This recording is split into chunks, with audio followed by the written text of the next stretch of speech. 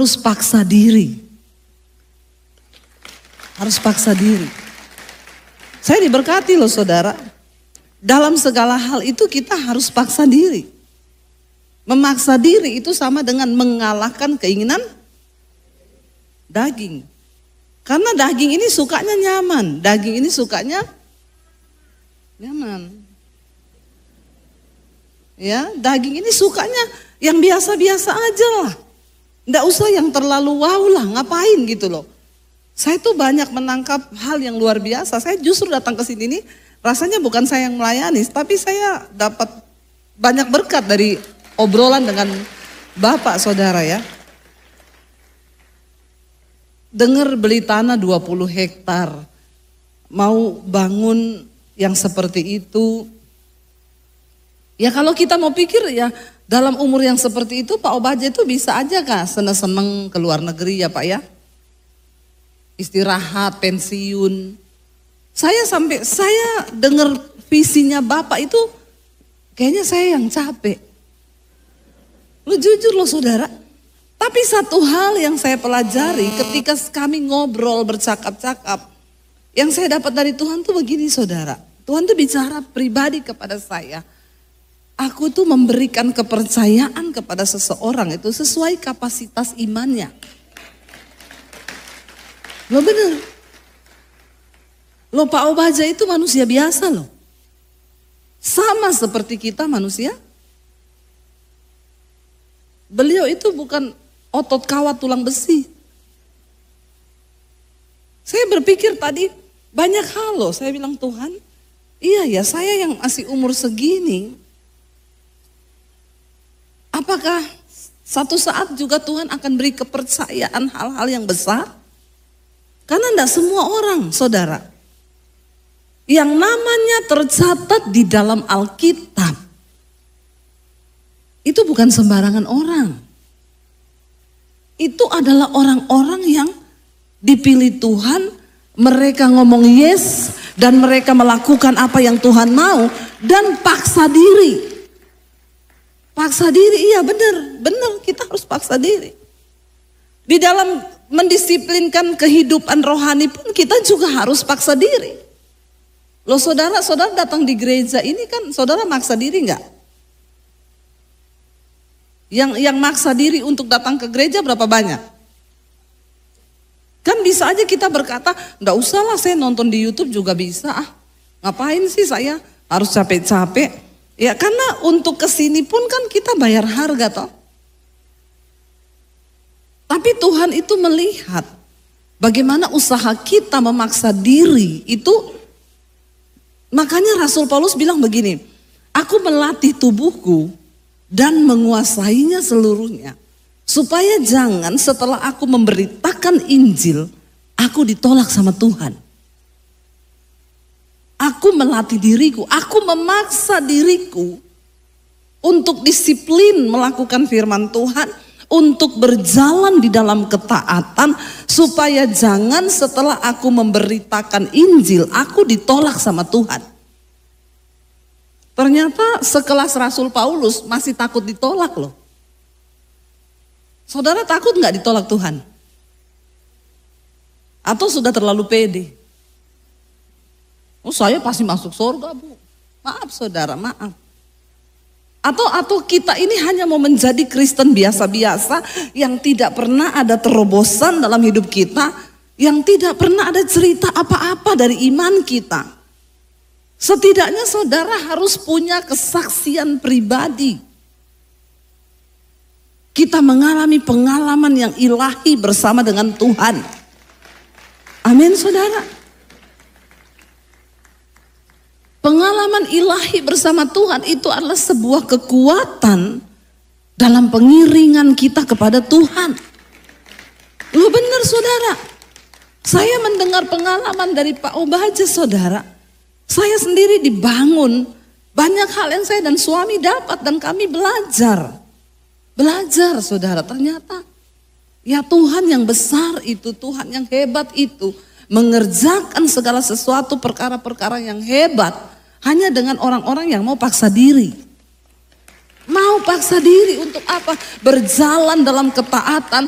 Paksa diri untuk apa? Melangkah di dalam kekudusan. Paksa diri untuk apa? Sungguh-sungguh taat mengalahkan kedagingan kita. Itu perlu paksa diri loh saudara. Tapi yang namanya manusia selalu maunya tinggal di zona nyaman. Dan kenyamanan itu adalah musuh terbesar dari iman. Tapi kota Solo terpilih menjadi kota jangan tepuk tangan. Kota Solo terpilih menjadi kota nyaman untuk tinggal. Ngeri loh, jangan tepuk tangan loh. Ya, karena Tuhan itu nggak suka kenyamanan loh. Ya, jadi makanya mungkin yang di Solo orang hidup 50.000 itu sudah bisa makan satu hari. Iya toh? Saya ini dulu tinggal di Solo saudara. Di Mojosongo. 50.000 itu saya sudah bisa beli, enggak usah masak juga bisa. Beli soto ya di tetangga. Mbak soto mbak berapa? 10.000 aja. Kuai sing akeh. Ya, yang banyak kuahnya. Lalu beli tempe gorengnya berapa? 500. Beli 5 ya, sama telur ya, bisa. Buat satu hari makan udah bisa itu di Solo. Ya, kalau mau makan di pinggir-pinggir jalan malam ya, cari nasi kucing. Ya tuh wedangan toh. Sekarang wedangan berapa satu bungkus? Masih ada ya? Masih ada saudara. Tapi hati-hati loh saudara. Kenyamanan itu seringkali membuat daya juang. Ya. Paksa diri seseorang itu akhirnya mati. Gak ada iman pun seperti itu. Orang-orang yang tercatat di dalam Alkitab mereka bukan orang-orang yang mau berada di zona nyaman. Karena itu nama mereka tercatat di Alkitab. Sebagai pembuat sejarah. Sebagai orang-orang yang menggenapi rencana Tuhan yang besar dalam hidup mereka, saudara. Loh benar. Ketika pertama kali Yusuf menceritakan mimpinya kepada keluarganya. Dia cerita, aku dapat mimpi, berkas-berkas gandummu itu menyembah kepada berkas-berkas gandumku. Saat dia menceritakan mimpi yang dari Tuhan, maka saat itu juga dia masuk ke dalam salah. Waktu kita mau menggenapi rencana Tuhan atas hidup kita, maka pasti kita akan menemukan masalah. Dan hanya orang-orang yang berani menerima tantangan yang akan melihat bagaimana Tuhan bekerja di dalam hidup mereka. Saudara, Tuhan tidak cari orang punya yang iman gampangan. Ada seorang profesor yang bikin penelitian. Dia mencoba menolong kupu-kupu. Dia bikin penelitian. Satu kupu-kupu dibiarkan bergumul untuk keluar dari cangkangnya. Dari kepompongnya. Tapi satu kupu-kupu dia tolong dipotongin dengan silet saudara. Dua-dua kupu-kupu itu keluar. Tapi dia kaget setengah mati. Karena kupu-kupu yang berjuang sendiri keluar dari cangkangnya. Waktu dia keluar ternyata sayapnya indah berwarna-warni. Tapi kupu-kupu yang ditolong pakai silet untuk keluar, dia keluar dengan warna yang polos, tidak ada warna apa-apa, tidak ada guratan di sayapnya, cuma warna polos, tidak indah. Semakin banyak pergumulan kita di hidup ini, maka semakin indah kita di mata Tuhan. Tapi manusia suka semua yang nyaman, yang instan. Orang hebat tidak dihasilkan dari kenyamanan. Orang hebat dihasilkan dari tekanan dan air mata dan sebuah perjuangan yang berat. Amin. Saudara, banyak orang berkata begini, ya siapa itu Debbie Basir ya? Saya ketemu banyak orang begini, ibu enak ya, ibu enak sekarang terkenal jadi YouTuber. Ada yang enggak kenal saya di sini? Ada? Berarti itu orang kurang gaul. Suruh dia gaul dulu. Tolong subscribe channel YouTube saya Debbie Basir TV. Ya, saudara, banyak orang berkata begitu, enak ya ibu ya, doa dijawab, sekarang jadi YouTuber diberkati Tuhan. Saya bilang jangan lihat yang sekarang. Jangan lihat saya yang sekarang. Saya kenal Tuhan Yesus tahun 95, saudara. Pertama kali saya dipanggil oleh Tuhan untuk masuk dalam rencana Tuhan. Itu enggak gampang. Ya, yang sudah dengar kesaksian saya waktu saya mau bunuh diri. Tapi saya minta Tuhan yang benar, tunjukkan dirimu kepada saya sebelum saya mati. Ternyata saya ketemu Tuhan Yesus, hidup saya diubahkan. Ketika saya diubahkan, apa yang terjadi, saudara? Ya, firman Tuhan mengubahkan, mencuci otak saya. Kita ini semua perlu cuci otak. Amin. Karena otak kita itu banyak yang sudah kotor. Namanya otak kotor. Perlu dicuci dengan firman. Ya, cuci otak pakai firman Tuhan, saudara. Tidak ada hal lain yang bisa mencuci otak kita tuh selain firman Tuhan. Ketika saya dicuci pikiran saya oleh firman, saya mengalami perubahan hidup, saudara. Karakter saya diubahkan Tuhan. Saya sangat percaya perubahan nasib hidup kita itu akan mengikuti perubahan karakter kita. Katakan amin. Tidak mungkin nasibmu berubah, hidupmu berubah kalau karaktermu tidak berubah. Dan untuk mengalami perubahan kita harus paksa diri untuk berubah. Roma pasal 12 ya. Mari kita lihat bersama ayat yang pertama, saudara. Ini ayat saya tiba-tiba berubah ini ya. Saya tadinya nggak mau khotbahin ini nih, tapi biar kita ikuti Tuhan saja. Berarti Tuhan yang tahu kebutuhan. Roma 12 ayat yang pertama, saudara, firman Tuhan berkata demikian, kita baca bersama. Karena itu, saudara-saudara, demi kemurahan Allah, aku menasehatkan kamu supaya kamu mempersembahkan tubuhmu sebagai persembahan yang hidup, yang kudus dan yang berkenan kepada Allah. Itu adalah ibadahmu yang sejati. 2, janganlah kamu menjadi serupa dengan dunia ini, tetapi berubahlah oleh pembaharuan budimu, sehingga kamu dapat membedakan manakah kehendak Allah, apa yang baik, yang berkenan kepada Allah, dan yang sempurna. Katakan amin. Kenapa kita harus paksa diri untuk berubah? Ayat ini berkata, ini sebuah kalimat perintah, saudara.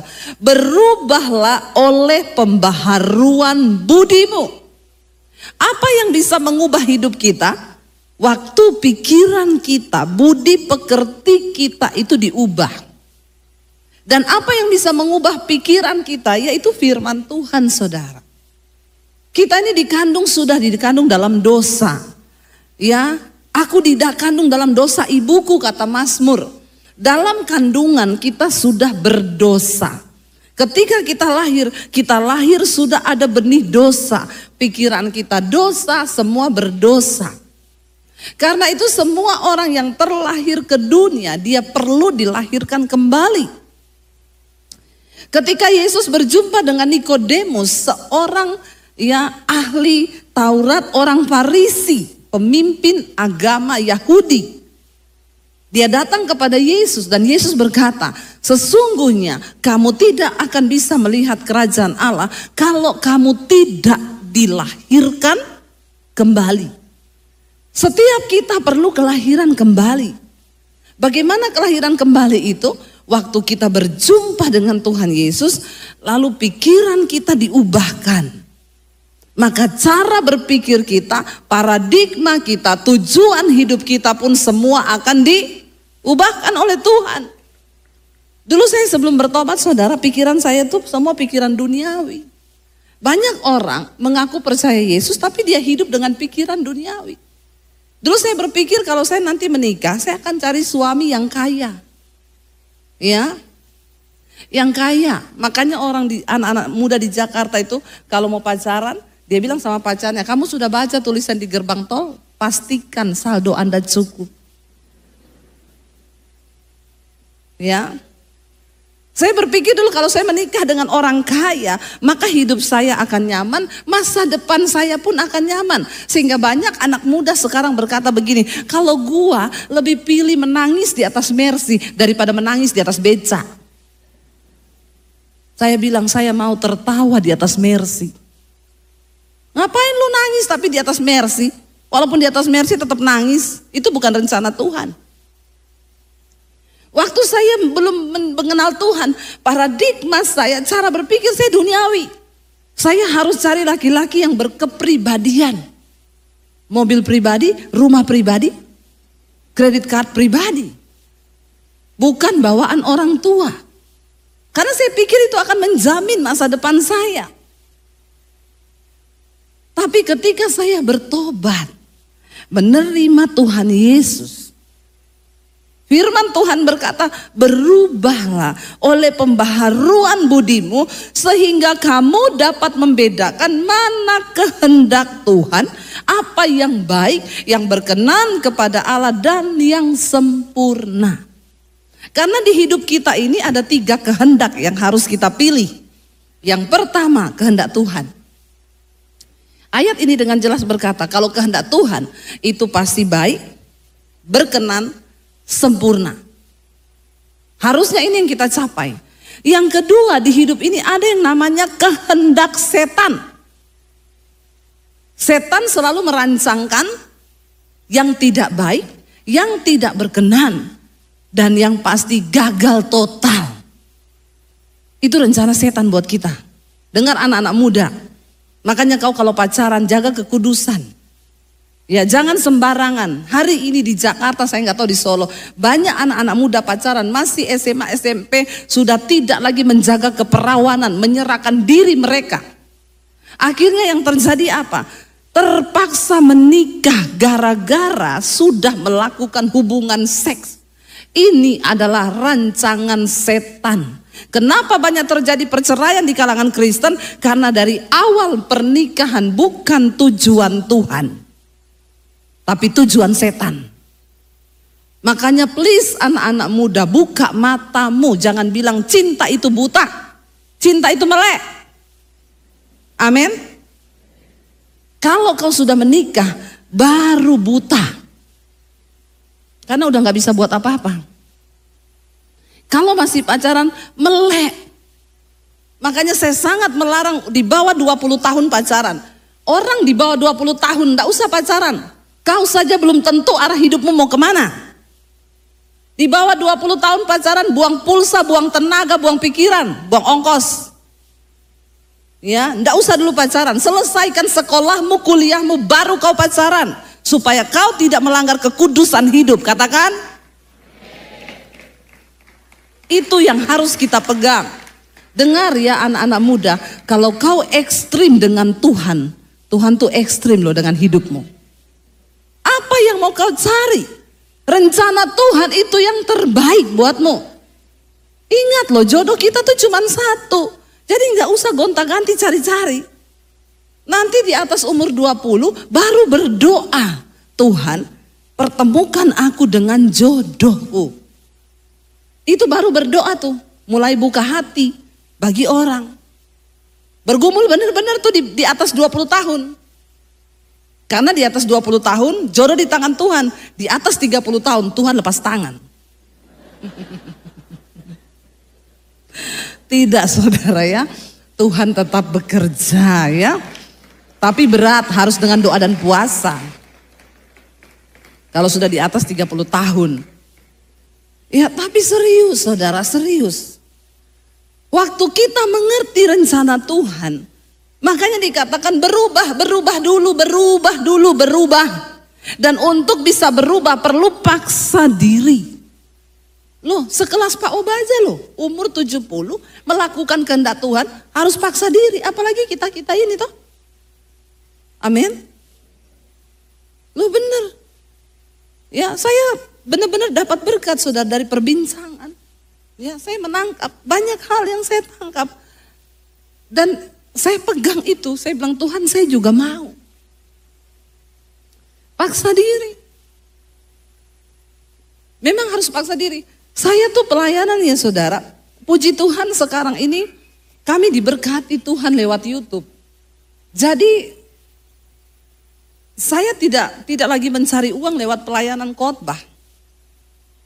Ya, kalau saya dapat persembahan dari pelayanan khotbah, saya masukin untuk sekolah misi saya karena kami harus sekolahkan anak-anak dari desa yang tidak mampu.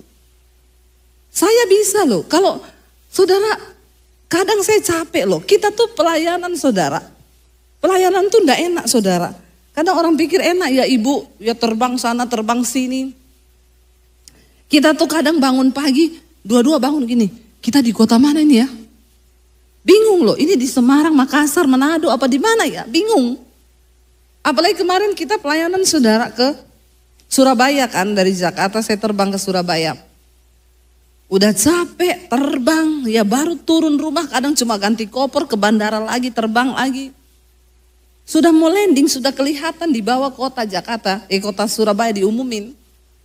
Maaf, kami baru mendapat pemberitahuan dari bandara, pesawat ini belum bisa landing dan kita akan berputar-putar selama 20 menit di udara. Dalam hati saya, kalau muter-muter di kota, di jalan, enak ya masih bisa ada Starbucks mampir toh.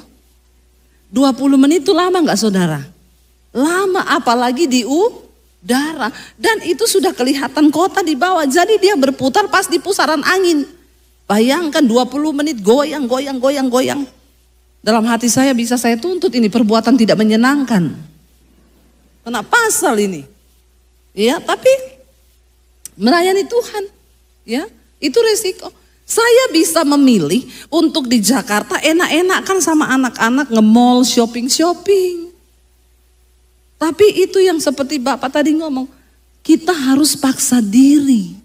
Untuk melakukan kehendak Tuhan itu tidak mudah. Kenapa? Karena kami mau bekerja bukan hanya untuk upah yang binasa di dunia ini, tapi sampai kepada upah yang di dalam kekekalan.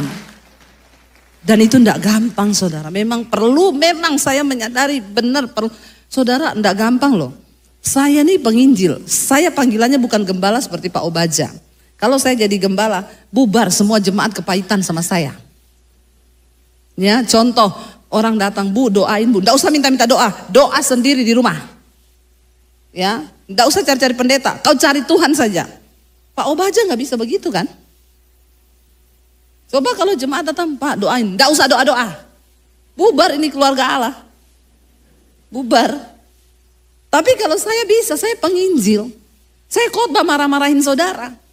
Ya, habis itu saya pulang, saya tinggalin ini. Saudara mau tersinggung, terluka, urusannya Pak Obaja. Bukan urusan saya.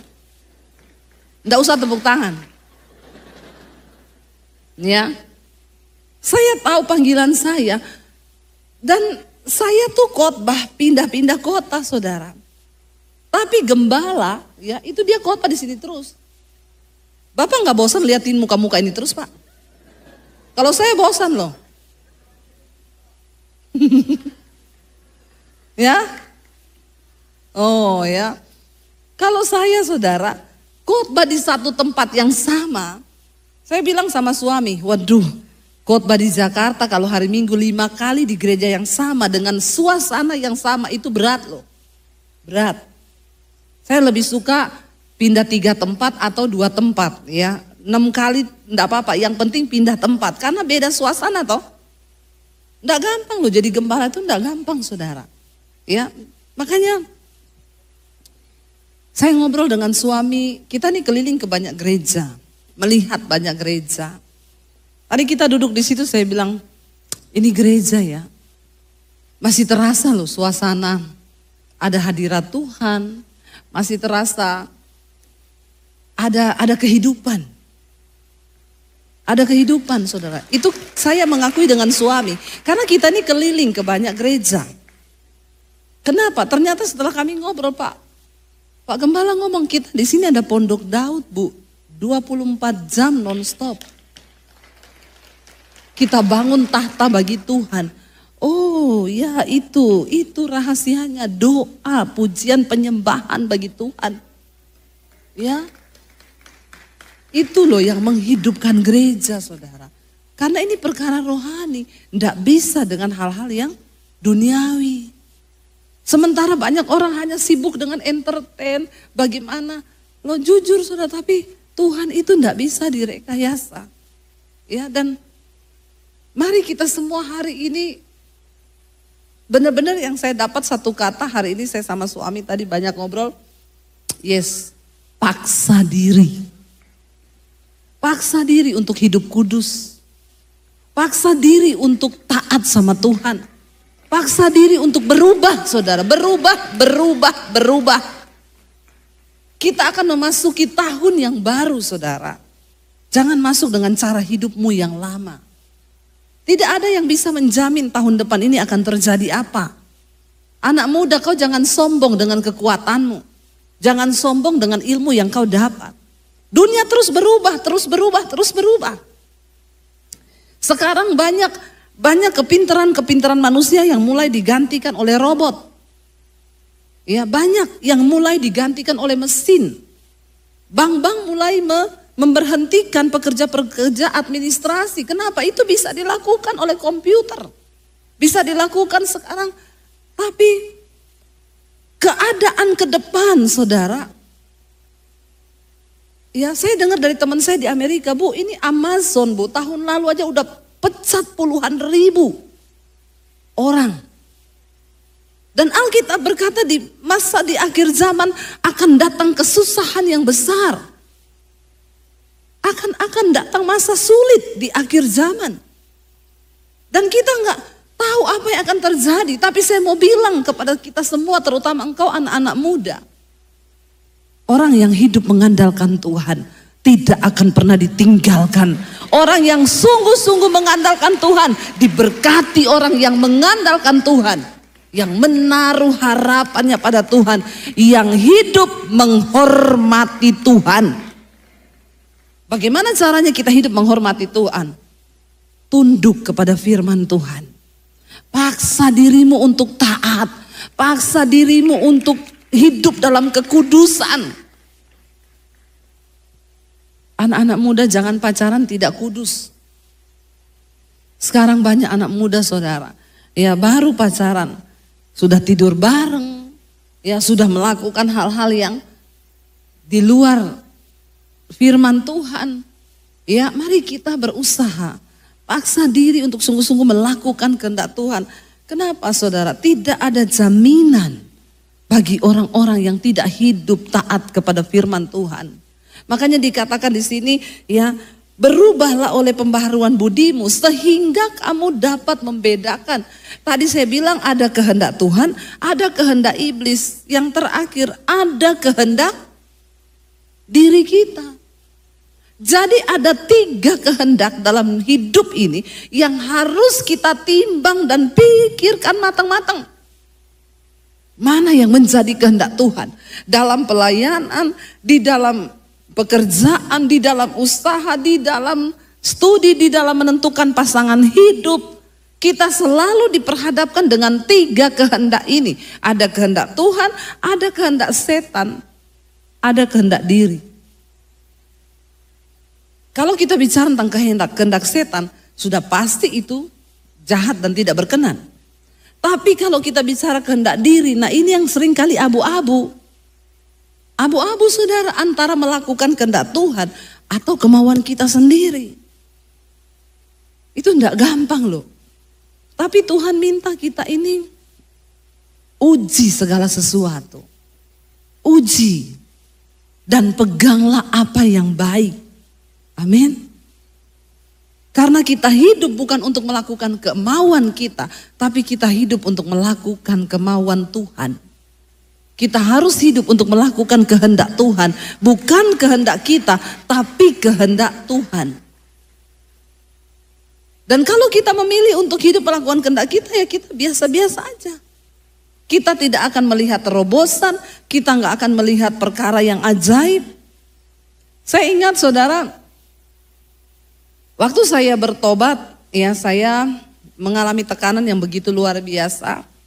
Sampai akhirnya papi saya tahu dan dia bilang, saya bunuh kamu ya. Lebih baik saya masuk penjara daripada anak papi bikin malu keluarga. Saya bergumul dalam ketakutan yang begitu hebat ketika mendengar papi saya bilang, papi gak segan-segan bunuh kamu. daripada kamu bikin malu keluarga. Saya berdoa saudara, Tuhan saya bilang, ya saya takut menghadapi kenyataan di depan, tapi biar kehendak-Mu yang jadi bukan kehendak-Ku.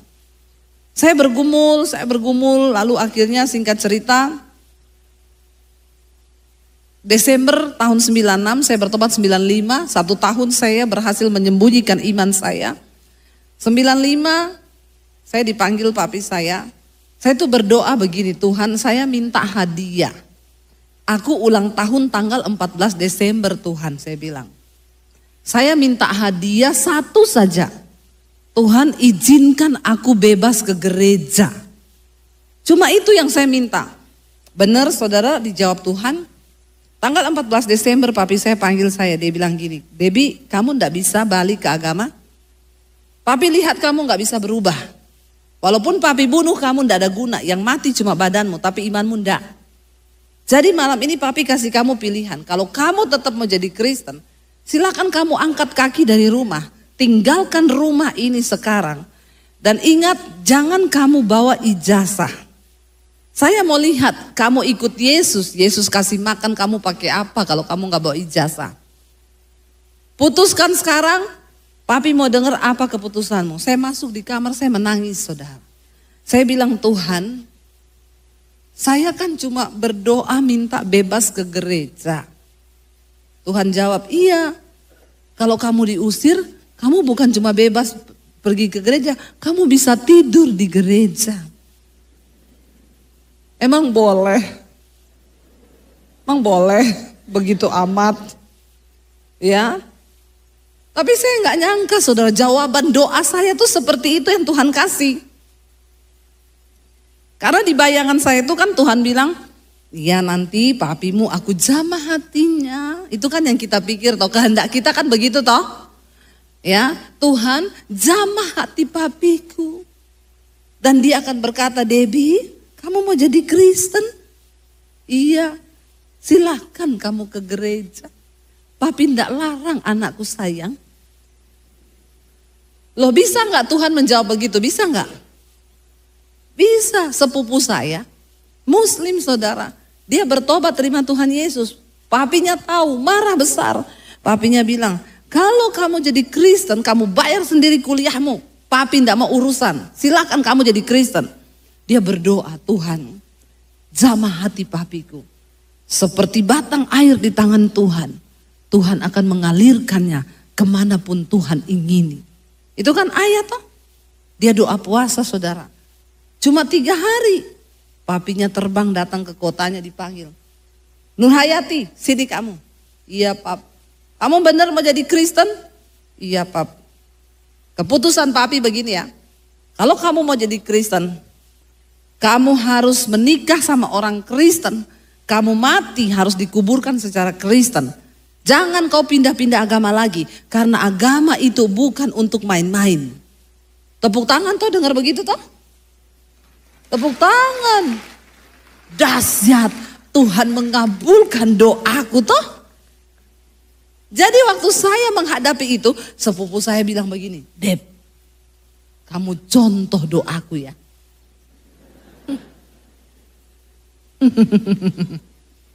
Kamu contoh doaku. Dia kasih saya ayatnya. Nih, catat ayatnya. Kamu ganti di situ hati raja menjadi hati papi.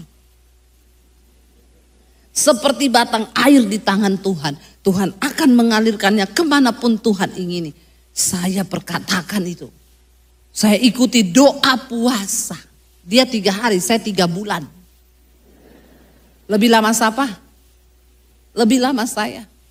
Dengan harapan kehendakku jadilah. Dengan harapan papi saya datang dan berkata, sini kamu Debbie, kamu mau jadi Kristen? Cari jodoh orang Kristen. Kamu mati dikuburkan secara Kristen, jangan pindah-pindah agama. Maka kita tepuk tangan. Kenapa enggak ada yang tepuk tangan? Enggak usah tepuk tangan.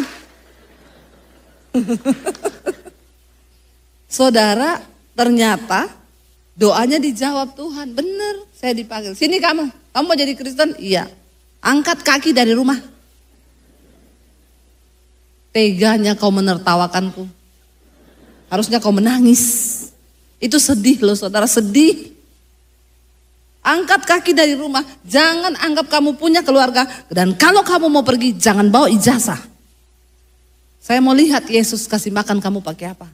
Saya bilang, Tuhan, itu bukan kehendakku Tuhan. Doaku enggak begitu Tuhan. Saya enggak pernah minta usir aku dari rumah, enggak. Lah nek saya diusir, saya mau hidup bagaimana, saya mau tinggal di mana. Saya baru lulus SMA waktu itu. Masih kecil, masih imut. Sekarang amit. Tapi saudara, itu kehendak Tuhan. Saya sama sepupu saya sama kasusnya. Tapi yang membedakan di proses. Dia tetap aman tinggal di keluarganya, dibayari, dia tinggal dalam zona nyaman. Nggak ada tantangan. Jadi ya hidupnya biasa-biasa saja. Dia jadi Kristen biasa-biasa saja. Melayani juga biasa-biasa saja.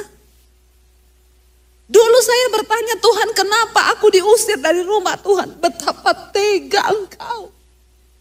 Dulu saya bertanya, kenapa Tuhan Engkau bedain aku dari sepupuku? Dia enggak diusir, aku diusir.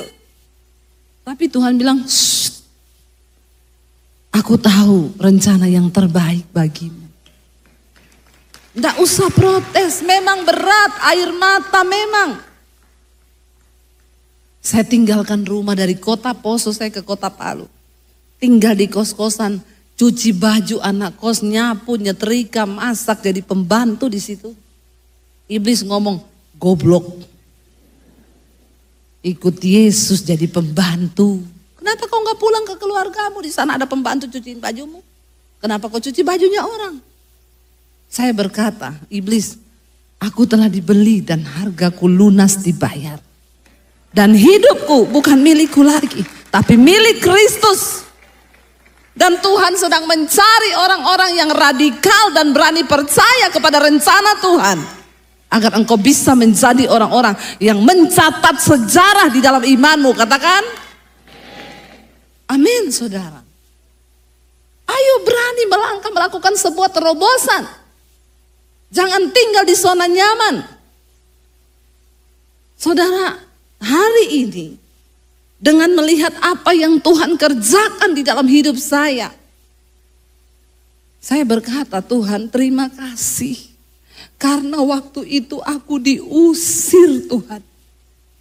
Makanya aku jadi Debbie Basir yang seperti hari ini. Kalau saya tidak diusir Tuhan, saya cuma jadi seperti ini yang tidak ada apa-apanya hidupku Tuhan.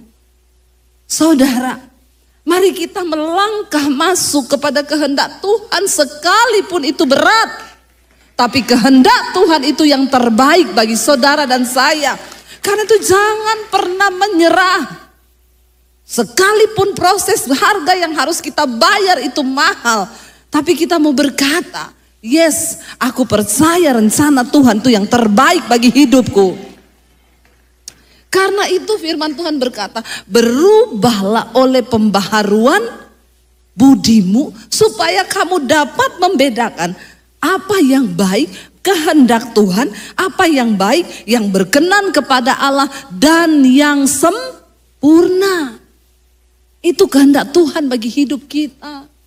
Mari kita berdoa hari-hari ini, bawa hidup kita kepada Tuhan. Anak-anak muda, bawa masa depanmu kepada Tuhan. Jangan hancur hanya karena engkau jatuh dalam seks bebas, engkau jatuh dalam narkoba, engkau jatuh dalam tipuan-tipuan iblis yang coba menghancurkan masa mudamu. Sebab engkau berharga di mata Tuhan. Engkau mulia di mata Tuhan. Dan Dia punya rencana yang besar bagi hidup saudara dan saya. Amin. Jangan biarkan setan merusak hidup kita. Jangan biarkan rencana iblis yang terjadi atas hidup kita.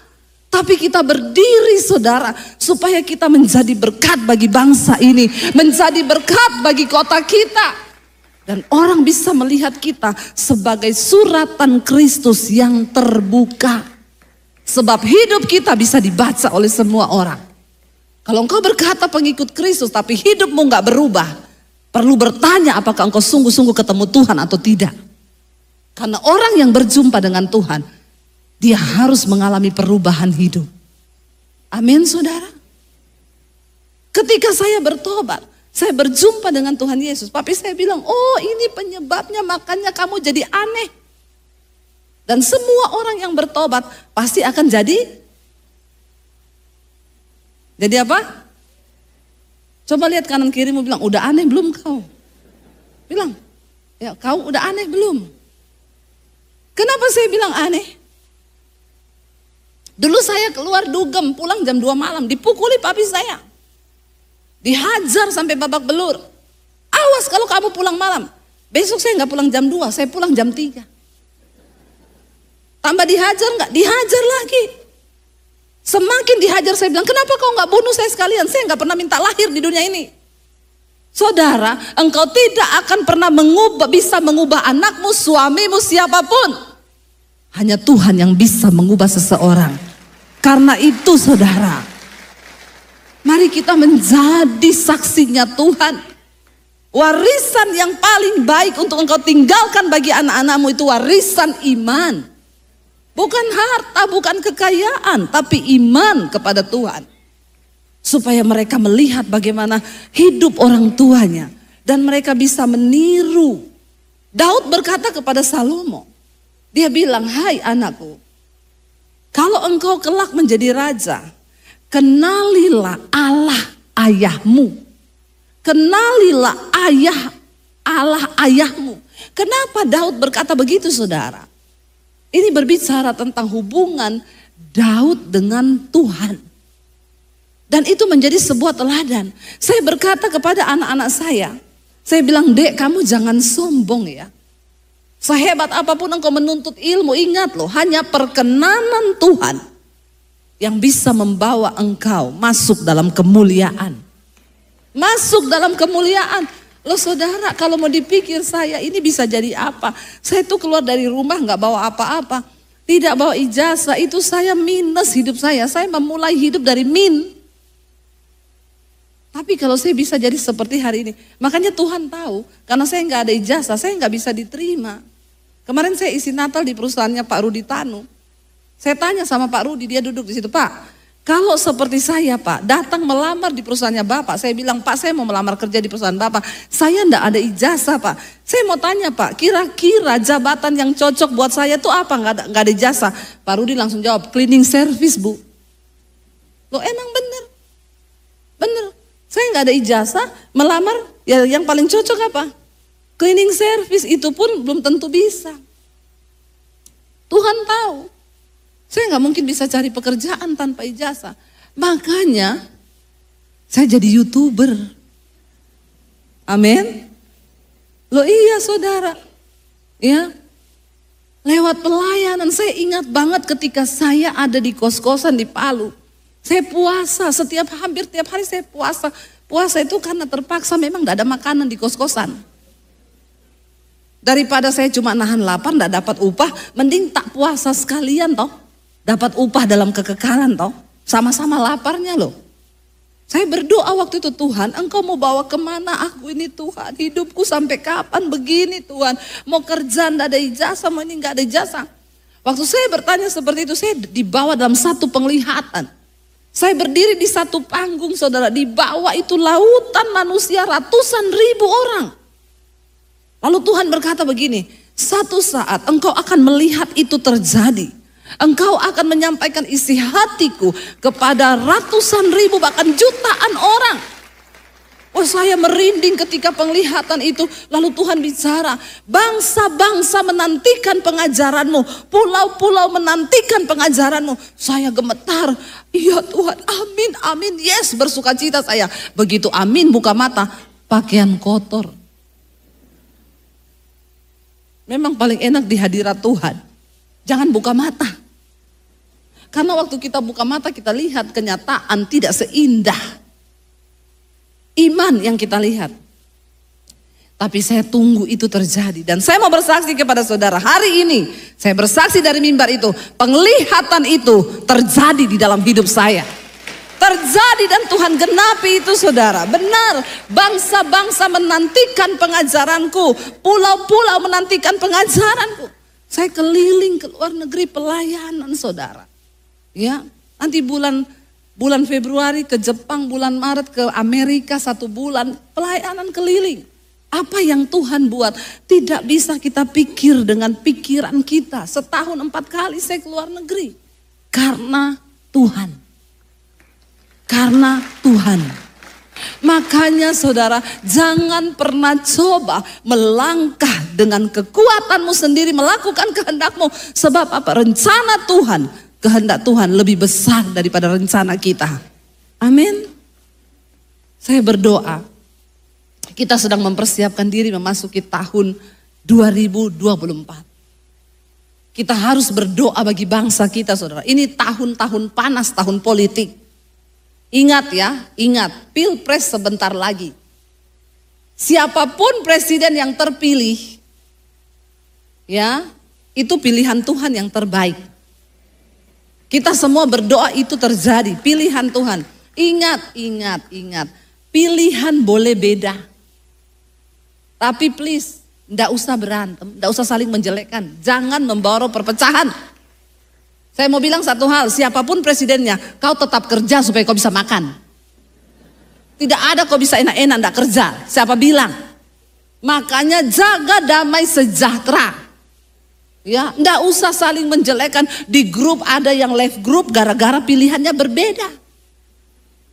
Ya. Saya kadang bingung foto sama jemaat, Bu, tangannya gini ya, tangannya gini ya, tangannya gini ya, tangannya gini. Saya pilih gini. Ya. Saudara, kita tetap satu bangsa. Ini namanya pesta demokrasi. Nggak usah terpancing, nggak usah terbawa emosi. Gara-gara presiden, ingat siapapun presidennya kau tetap kerja. Bangun dari tidurmu, amin. Dan paksa dirimu, amin. Supaya engkau melihat perubahan dalam hidupmu. Karena perubahan hidup, perubahan nasib akan mengikuti perubahan karakter. Kalau karakter kita berubah, nasib kita berubah. Karaktermu gak berubah, jangan mimpi kau lihat perubahan pada nasibmu. Ada orang-orang yang hidupnya gak pernah berubah, begitu terus. Ya, dari dulu sampai selama-lamanya hidupnya begitu. Saya tanya, kamu kok gak berubah-berubah? Iya, seperti Tuhan Yesus, Bu. Tuhan Yesus kan tidak berubah, aku pun tidak berubah, Pret. Saya bilang, Yesus gak berubah, kau harus berubah. Amin. Bilang kanan kirimu, kau harus berubah loh. Ya, Yesus gak berubah tapi kau harus berubah. Ayo saudara, ya kita bangun diri kita di atas dasar firman Tuhan. Ketika kita hidup melakukan kehendak Tuhan, tidak perlu takut hari depan seperti apa. 2024 mau gelapnya seperti apa. Alkitab berjanji, Tuhan tahu siapa milik kepunyaannya. Dan orang yang menyebut nama Tuhan harus meninggalkan kejahatannya. Dan Tuhan mengenal siapa milik kepunyaan Tuhan. Pastikan hari ini kita dikenal Tuhan. Jangan ngaku-ngaku kenal Tuhan padahal tidak dikenal Tuhan. Ya. Banyak orang ngaku-ngaku kenal tapi tidak dikenal. Nah ini saudara, kita perlu berdoa, Tuhan, aku bukan hanya mau mengenalmu, tapi aku berdoa biar Tuhan mengenali aku. Kalau Tuhan kenal kita saudara, maka keluputan itu terjadi di hidup kita. Mau goncangan sebesar apapun. Karena Alkitab berkata saudara, Tuhan bilang begini. 1 kali aku akan menggoncangkan, bukan hanya bumi saja tapi langit juga. Supaya tinggal tetap satu umat yang tidak tergoncangkan. Waktu kegoncangan itu datang, orang yang bersandar kepada Tuhan, pertolonganmu datang dari Tuhan sendiri.